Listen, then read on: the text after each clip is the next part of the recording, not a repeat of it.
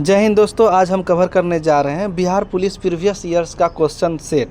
तो Bihar police previous year का जो क्वेश्चन सेट है ये बहाली 2012 में आई थी। इसकी जो एग्ज़ाम हुई थी 9 दिसंबर 2012 को प्रथम पाली में हुई थी। तो वो क्वेश्चन को हम लोग आज जो है प्रीवियस ईयर का क्वेश्चन है उसको हम लोग कवर करने जा रहे हैं। आप लोग पूरा वीडियो को देखें। टोटल क्वेश्चन 1 से 100 तक है, हर सब्जेक्ट से रिलेटेड है। आप लोग क्वेश्चन को देखिए और समझिए कि बिहार पुलिस में किस प्रकार क्वेश्चन पूछे जाते हैं। तो आइए हमारे साथ आप सेट मारिए आप भी और बताइए आपका कितना मार्क्स आ रहा है। तो चलते हैं। पहला क्वेश्चन, सूफी जाने जाते थे। क्वेश्चन नंबर 1 में है सूफी जाने जाते हैं। तो सूफी जाने जाते हैं, यह जो है ऑप्शन नंबर सी जो है मुस्लिम संत के नाम से जाने जाते हैं।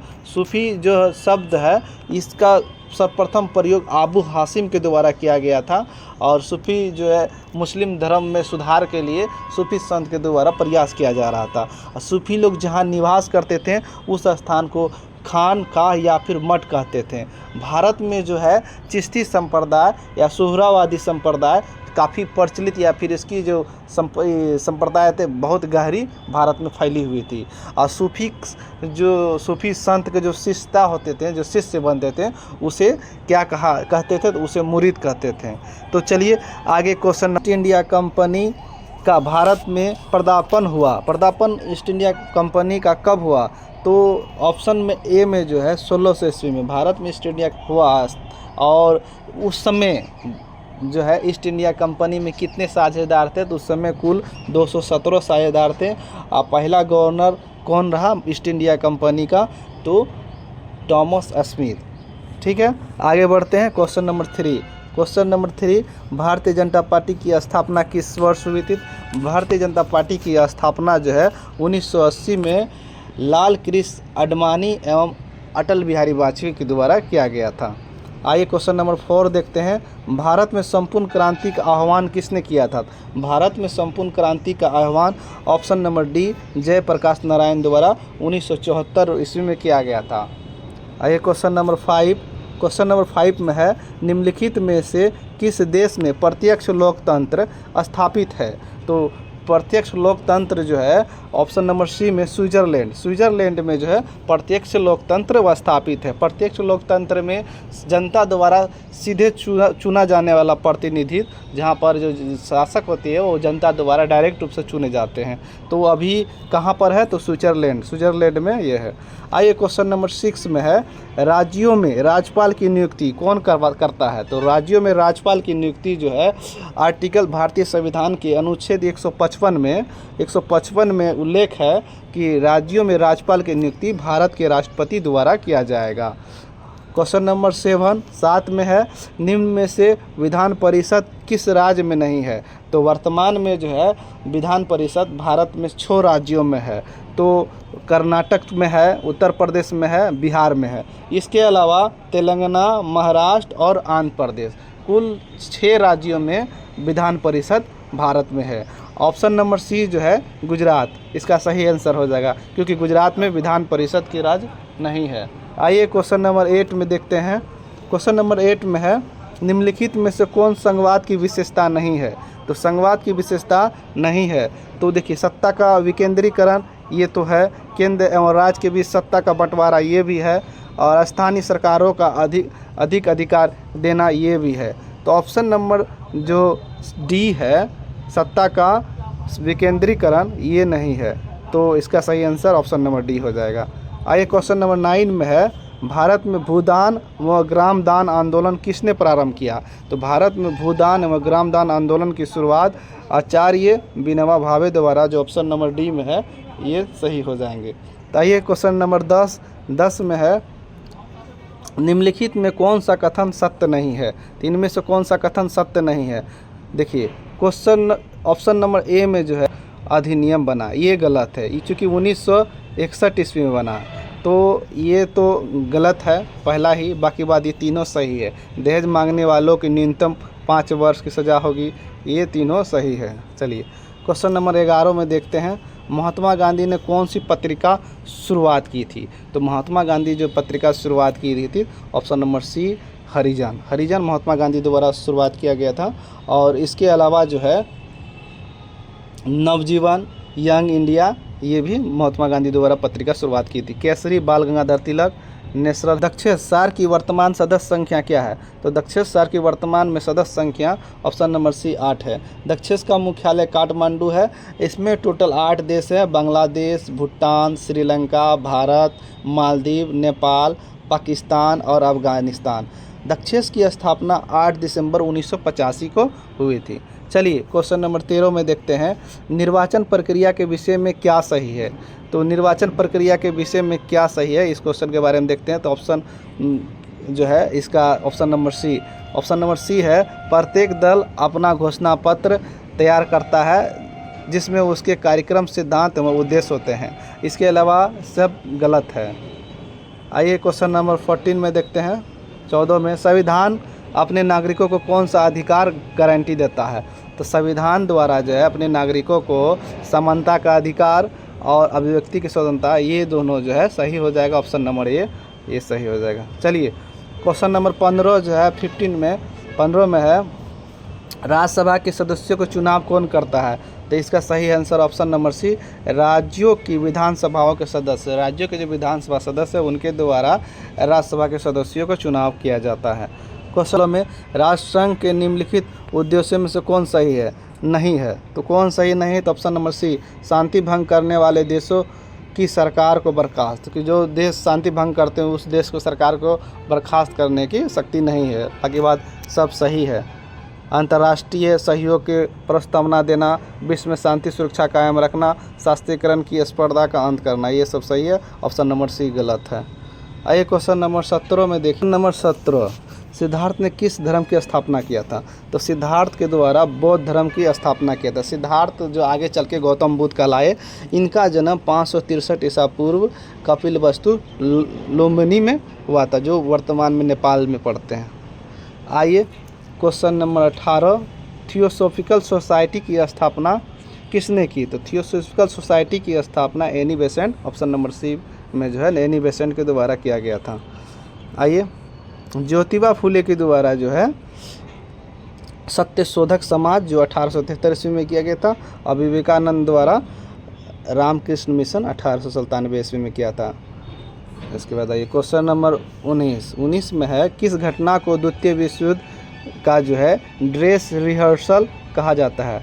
तो ड्रेस रिहर्सल जो है ऑप्शन नंबर बी में, स्पेन का गृह युद्ध को ड्रेस रिहर्सल कहा जाता है। क्वेश्चन नंबर 20, स्वराज पार्टी का प्रथम सम्मेलन कहाँ हुआ था? देखिए, स्वराज पार्टी का स्थापना 1923 में जो है CR दास एवं मोतीलाल नेहरू के द्वारा किया गया था, और इसका जो है प्रथम सम्मेलन जो है ऑप्शन नंबर बी में है, इलाहाबाद में हुआ था। आइए 21 नंबर 21, किस आंदोलन के दौरान महात्मा गांधी ने असहयोग आंदोलन का नारा दिया था? तो इसका सही आंसर ऑप्शन नंबर सी जो है खिलाफत आंदोलन। खिलाफत आंदोलन के दौरान महात्मा गांधी जो है असहयोग के नारा दिए थे। आइए क्वेश्चन नंबर 22 में देखते हैं, इनमें से कौन अमेरिकी स्वतंत्रता संग्राम का परिणाम नहीं है? तो इसका सही आंसर जो है option number D, option number D हो जाएगा, इंग्लैंड में जल्द ही कई सुधार लागू हुए। आइए क्वेश्चन नंबर 23 में, क्वेश्चन नंबर 23, सविनय अवज्ञा आंदोलन की शुरुआत कब हुई थी? तो महात्मा गांधी द्वारा सविनय अवज्ञा की शुरुआत 1930 ईस्वी में हुई थी। आइए क्वेश्चन नंबर 24 में ईश्वर चंद्र विद्यासागर ने किस क्षेत्र में सहयोग दिया था? तो ईश्वर चंद्र विद्यासागर जो कि महिला सशक्तिकरण थे, इस महिला सशक्तिकरण में बहुत सारा सुधार कार्य किए थे। इनके द्वारा जो है विधवा पूर्ण विवाह जो कानून बना था, ये विधवा पूर्ण विवाह 1856 में, हालांकि यह डलहौजी के काल में विधवा पूर्ण विवाह का कानून का रूपरेखा तैयार किया गया था, लॉर्ड कैनिंग के समय इसको पारित किया गया था। तो इसका ऑप्शन नंबर सी सही होंगे, महिला सशक्तिकरण। आइए क्वेश्चन नंबर 25 में देखते हैं, इनमें से किसका उपनाम सीमांत गांधी था? तो सीमांत गांधी जो है खान अब्दुल गफ्फार का खान सीमांत गांधी था। इनके द्वारा सविनय अवज्ञा आंदोलन के समय भारत के उत्तरी और पश्चिमी प्रांत में जो है सविनय अवज्ञा आंदोलन का नेतृत्व कर रहे थे। लाल कुर्ती नामक संस्था का नेतृत्व इन्हीं के द्वारा खान अब्दुल गफ्फार खान के द्वारा किया गया था।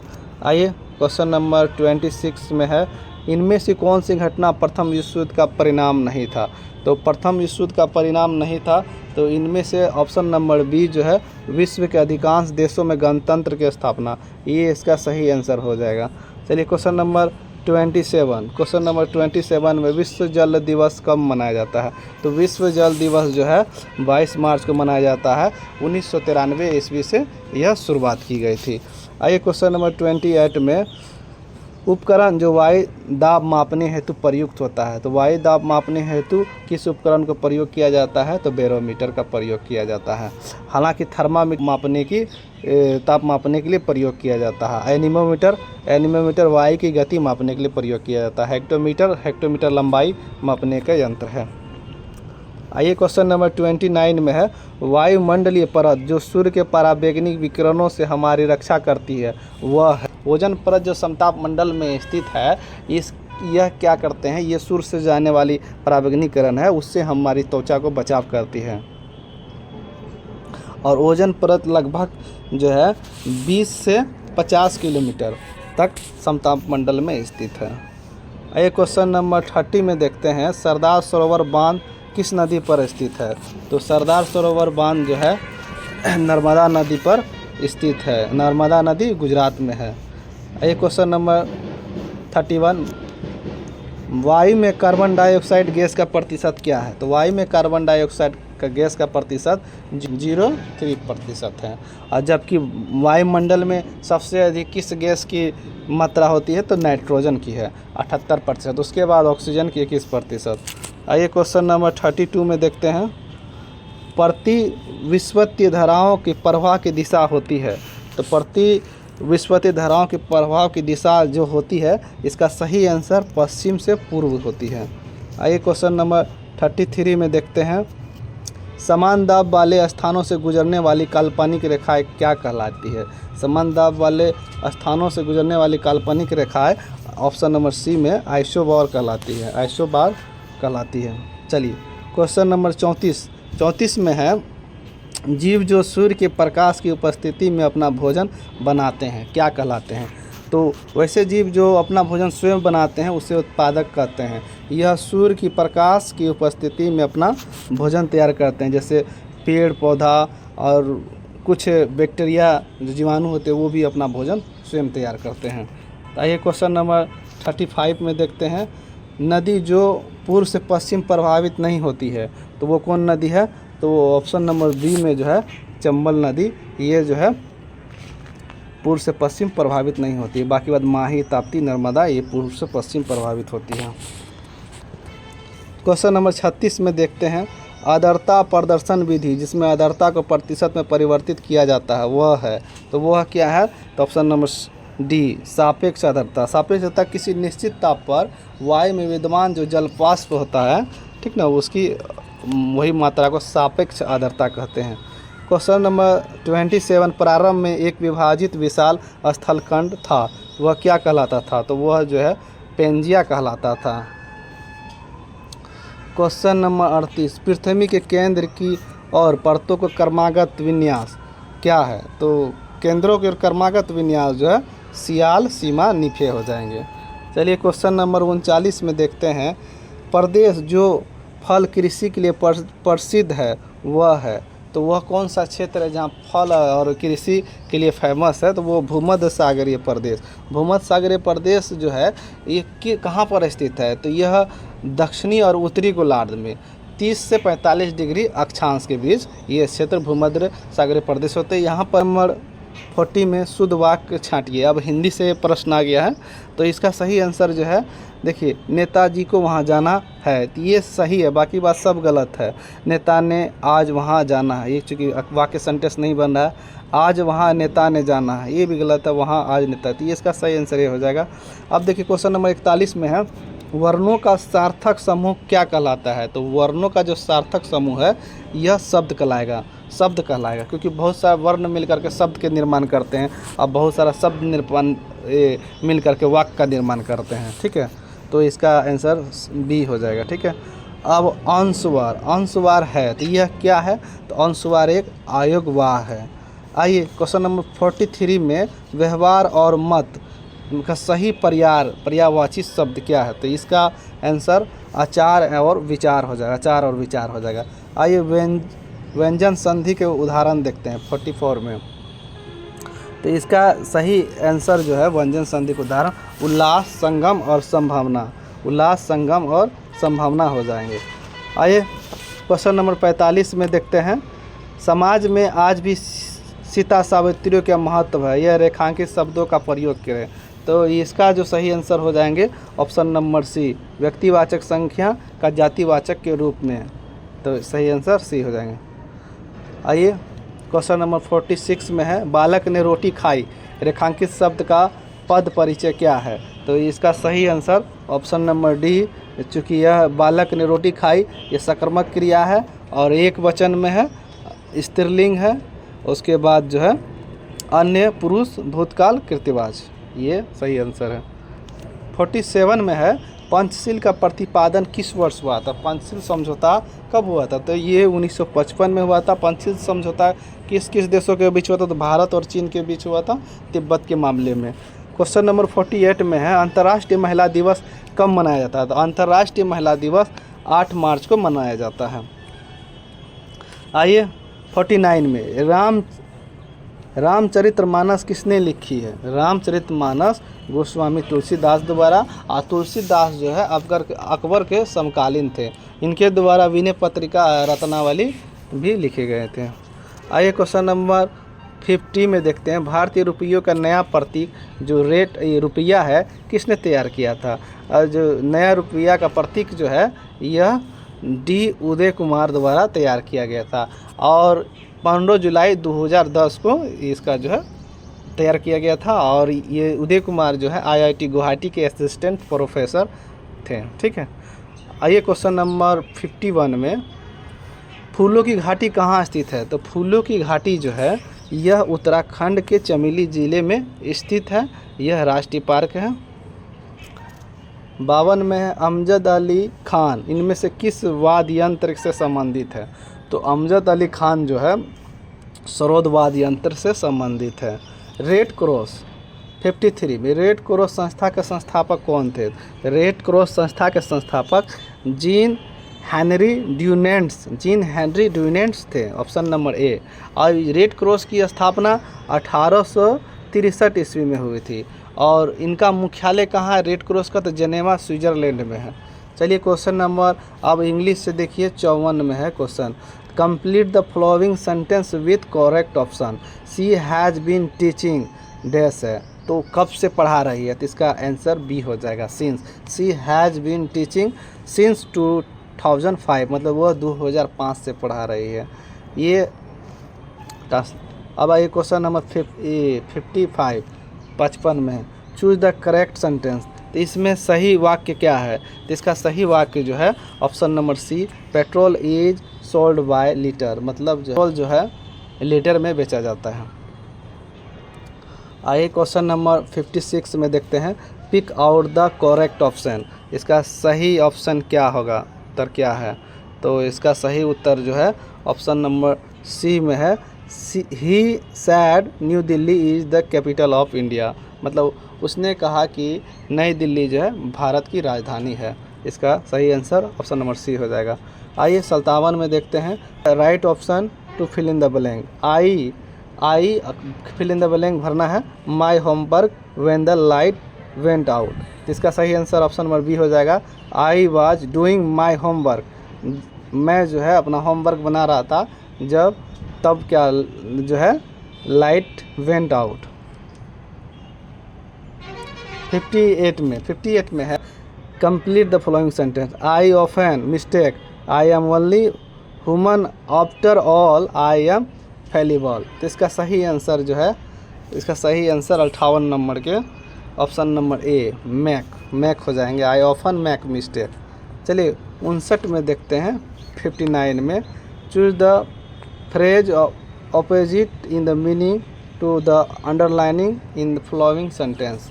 तो इसका सही आंसर क्या हो जाएगा, he is fat and flabby but his son. तो इसका सही answer option number C, lean and thin. इसका विपरीत शब्द हो जाएंगे। आइए 60 में देखते हैं, choose the correct meaning of the underlining phrase in the following sentence. तो इसका सही आंसर आपको बताते हैं ऑप्शन नंबर बी, जो कि they plied with every ones of the string they had. ठीक है। क्वेश्चन नंबर 61 में देखिए, निम्नलिखित में कौन सा रोग विटामिन कुपोषण के कारण नहीं होता है। देखिए, स्कैर्बी भी विटामिन सी के कारण होता है, रतौंधी विटामिन ए के कारण होता है, बेरी विटामिन बी के कारण होता है। अरक्तता जो है एनीमिया मतलब जो है रोग है, एनीमिया रोग, यह जो है रक्त में हेमोग्लोबिन की कमी के कारण होता है। इसका सही आंसर ये हो जाएंगे। आइए क्वेश्चन नंबर 62 में देखते हैं, निम्न में से कौन वास्तविक मछली नहीं है। तो कौन वास्तविक मछली नहीं है, ऑप्शन नंबर डी, रजत मीन जो है वास्तविक मछली नहीं है। क्वेश्चन नंबर 63 में फल के रस के खमीरीकरण के दौरान कौन सी गैस पैदा होती है। तो CO2 gas, carbon dioxide gas पैदा होती है। मरुद्भिद अनुकूलन में पत्तियां रूपांतरित होती है। इसका सही आंसर ऑप्शन नंबर बी, शूल में होती है। शीत निष्क्रियता पाई जाती है, शीत निष्क्रियता मेढकों में पाई जाती है। 66 में है फेफड़ों को पृष्ठ क्षेत्रफल बढ़ जाता है। तो फेफड़ों का पृष्ठ क्षेत्रफल बढ़ जाता है, इसका सही आंसर वायु कोष्ठकों के द्वारा। 67 में किस प्रकार की कोशिका विभाजन में गुणसूत्रों की जोड़े बनते हैं। तो मियोसिस ऑप्शन नंबर बी में अर्धसूत्री कोशिका विभाजन जो है गुणसूत्रों की जोड़े बनते हैं। 68 में देखिए क्वेश्चन नंबर 68, इनमें से कौन सी पाचक ग्रंथियां नहीं है। तो इसमें से जो है पाचक ग्रंथियां ऑप्शन नंबर ए, गुर्दा एवं फुफ्फुस, ये ग्रंथि जो है रक्त एवं परिसंचरण एवं उत्सर्जन ग्रंथियाँ। बाकी बात यकृत, अग्नाशय, लार, ये सब जो है पाचक ग्रंथियाँ हैं। अब क्वेश्चन नंबर 69, गुआनिन और साइटोसिन जुड़े होते हैं। तो DNA के गुआनिन और साइटोसिन किससे जुड़े होते हैं, 3 हाइड्रोजन बंध द्वारा जुड़े होते हैं। मेढक का टेडपोल किस रूप में अनुकूलित होता है। तो मेढक का टेडपोल जो है ये किस रूप में अनुकूलित होते हैं। तो ये ऑप्शन नंबर बी, एमोनोटेलिक में अनुकूलित होता है। 71, चुंबकीय क्षेत्र में रखे धारावाही चालक तार पर लगे हुए बल की दिशा मिलती है। तो ये ऑप्शन नंबर ए जो है फ्लेमिंग के बाएं हाथ के नियम के से मिलती है। 72 में 72, एक अवतल लेंस के सामने एक वस्तु रखी है तो निर्मित प्रतिबिंब हमेशा क्या होगा, निर्मित प्रतिबिंब हमेशा वास्तविक होगा, ऑप्शन नंबर सी। अब देखिए फोकस जो है वक्रता त्रिज्या, फोकस बराबर वक्रता त्रिज्या बटे 2, मतलब ये मान है। तो इसका सही आंसर ऑप्शन नंबर सी। ठीक है, फोकस दूरी जो है हमेशा वक्रता त्रिज्या के आधी होती है। ठीक है, इसका सही आंसर अवतल और उत्तल दर्पण दोनों में होते हैं, दोनों के लिए होता है। 74 में है, जब ध्वनि तरंग चलती है तो अपने साथ ले जाती है। तो जब ध्वनि तरंग चलती है तो अपने साथ ऊर्जा ले जाती है, ऑप्शन नंबर सी। रॉकेट का सिद्धांत किस प्रकार करता है। तो रॉकेट का सिद्धांत जो संवेग संरक्षण प्रकार करते हैं। आइए क्वेश्चन नंबर 76 में देखते हैं, एक किरण एक अवतल दर्पण पर आपतित होती है। अगर यह किरण मुख्य अक्ष के समांतर आती तो परावर्तित किरण होगी। नंबर ए, फोकस से गुजरेगी।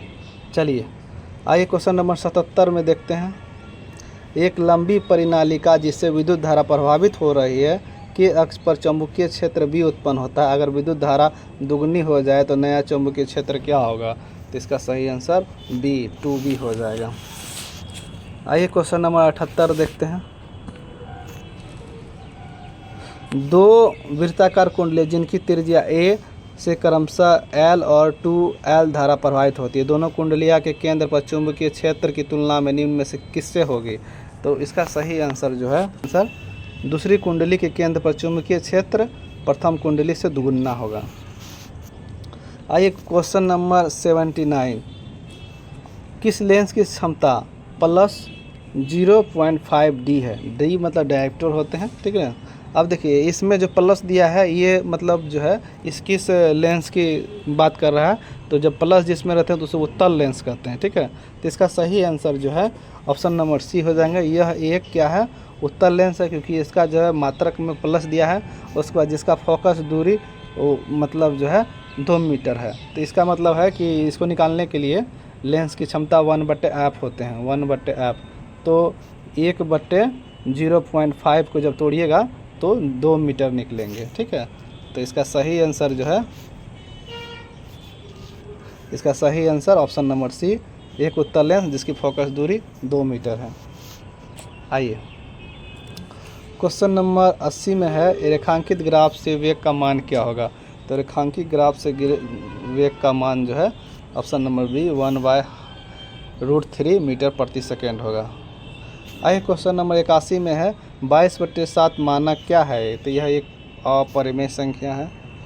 अब देखिए 82 में मैथ से है, यदि 5 अवलोकन x, x+2, x+4, x+6 और x+8 का औसत मान 11 है तो x का मान क्या होगा। तो इस तरह जब कीजिएगा आप तो औसत निकालने के लिए साधारण तरीका सभी संख्याओं को जोड़ कर देंगे, बट्टे जितना संख्या हो संख्या से भाग दे देंगे, औसत माध्य निकल जाएंगे। ठीक है, तो इस तरह निकालने के बाद 5x+20 आ जाता है, 20 आ जाता है बट्टे 5। जब डिवाइड कीजिएगा तो प्रक्रिया के बाद जो है इसका सही आंसर 7 आ जाएंगे। ठीक है, आइए क्वेश्चन नंबर 83 में है, यदि x बराबर 2/3q है, उसके बाद इंटू 3 × 5 स्क्वायर, और उसके बाद है y = 2 स्क्वायर इंटू 3q।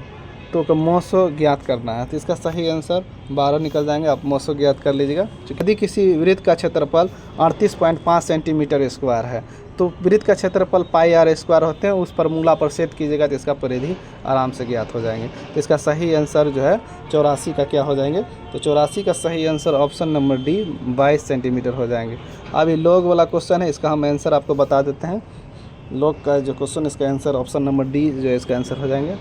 समीकरण का है समीकरण √x by 1 - x plus √x - x by x बराबर 2.1/6 का मूल क्या होंगे।